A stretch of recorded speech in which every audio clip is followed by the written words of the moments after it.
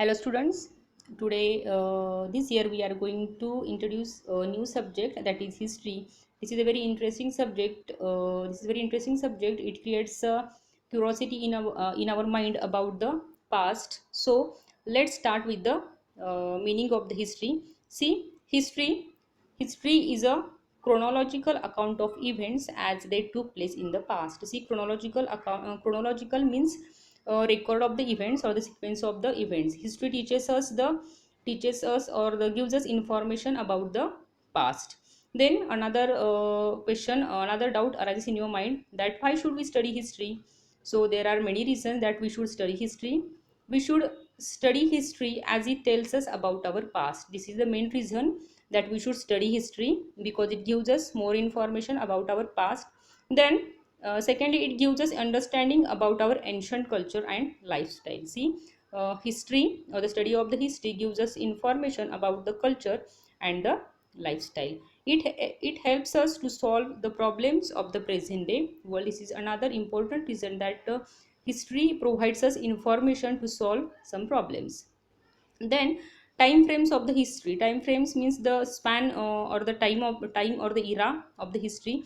See, historians use a chronological sequence for a better understanding. Birth of Jesus Christ has been taken as year 0.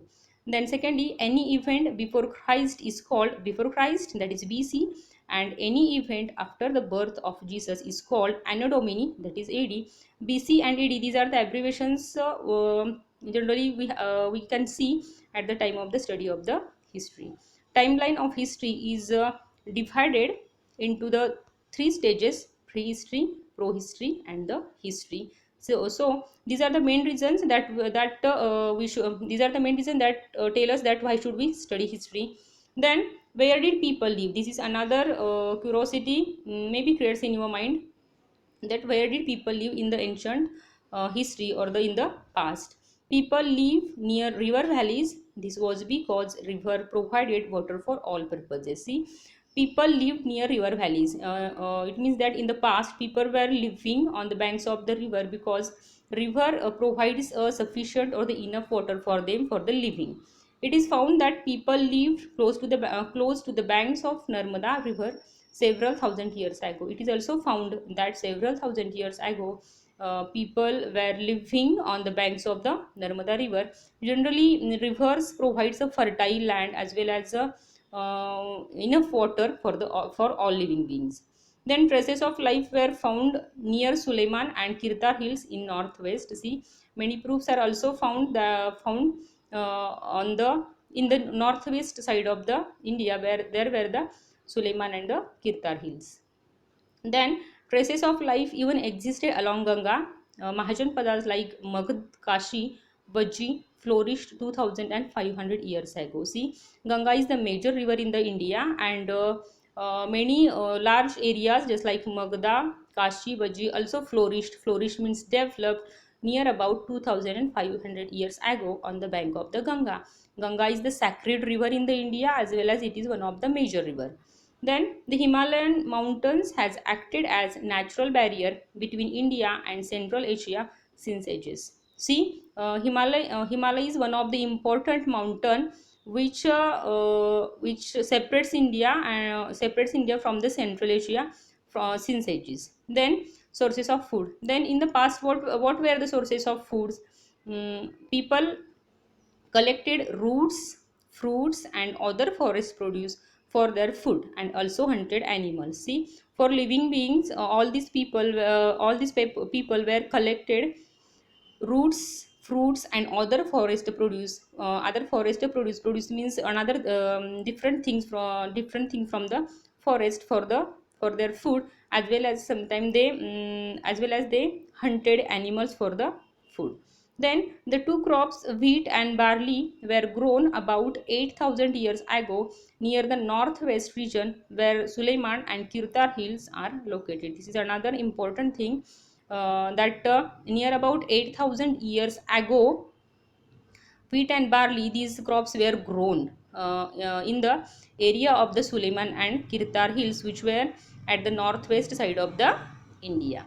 Then the region of the Garo hills to the northeast and the Vindhyas in central India were developed in rice production. See, another important thing, in that era also rice was grown at the northeast side of the India, where there were the Garo hills.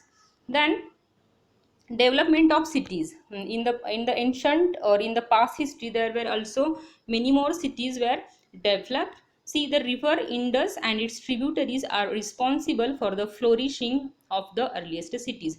Indus is another major river in the India, as well as tributaries are the smaller rivers which flows in the major river. So the after the Ganga, Indus river is also one of the major river, and many more cities were developed on the bank of this Indus.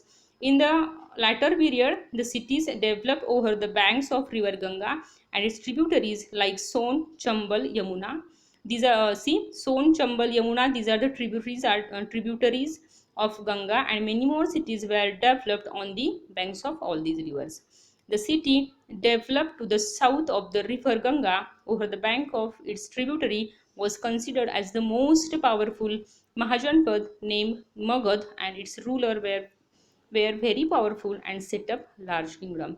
See, one of the large kingdom which was developed on the bank of the Ganga, that was a Magad. That was a Mahajanpad. That was a Magad, and the rulers of this kingdom were very powerful. Then another important thing, that who studied sources of history, that who gives us information about the history, that is another question. There were two groups of people who studied history. One was called archaeologist and the other group was called historian. See, there were two groups who studied history. They are the archaeologists and the historians. Let's see who were the archaeologists. Archaeologists studied remains of buildings made of stones, bricks, paintings, and the sculptures. See, archaeologist is a group which studied remains, means parts of the buildings made up of stones, bricks, paintings, and the sculptures. The other group called historians were the people who studied the past and use information found in inscriptions, seals, and the scripts. See, historians and the archaeologists which studied the history very deeply and provided us a information. Then how do we know about the past? How do we know about the ancient era? Archaeologists and the historians study several sources to tell us about the past. There are two sources, that is archaeological and literary. Let's see what do you mean by archaeology. Archaeology is the study of human history and prehistory through the excavation of sites and the analysis of physical remains. See, archaeology is the study of the human history. Then how we can study the human history or prehistory? So it is possible because of the excavation. Excavation means what? Digging up the remains, digging up or unearthing the parts, digging up the remains. See, then archaeologists use sources like monuments, artifacts, inscriptions, and the coins. Archaeologists digging up all these proofs from the land, digging up from the land, and studied all these remains. Then literary handwritten or any other written record of the past is known as a literary source. See, handwritten or any other written material is called a literary. Literary sources include two types of literature: religious literature and the secular literature. See, the manuscripts means the books that were written long ago, called manuscripts, were usually written on palm leaf. See, manuscripts, generally we can say the handwritten notes on the palm leaves. Manuscripts are the handwritten notes. These books dealt with religious belief and practices, the lives of kings, medicine, science.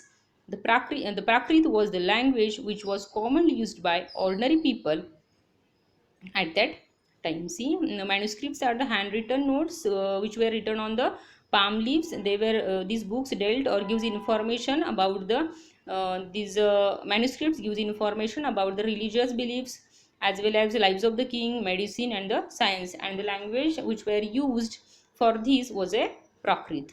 Then inscriptions Inscriptions were written, also written material, but it is on the hard surface such as stone or metal objects which were made on hard enduring substances. See, inscriptions also a written material, but it is on a hard material. Then, how was the name India derived? It is a interesting fact that tell us about the name of our country. See, our country is called India and Bharat. See, there are the two names that generally we use for our country. See, Bharat was used by the people of North India in the Sanskrit composition Rig Veda. See, the name of our country, that is Bharat, which is come from a, or which is derived from a Sanskrit composition Rig Veda. The word Indus traces its roots from the river Indus, which is called Sindhu in Sanskrit. The land to the east of the Indus river was called India. See, the India names came from the we can say the Indus river, that is similar to the Indus. So the land to the east of the Indus river was called a India. So friends, just we have studied we have studied about the basic information of the beginning of the history, or basic information of our past.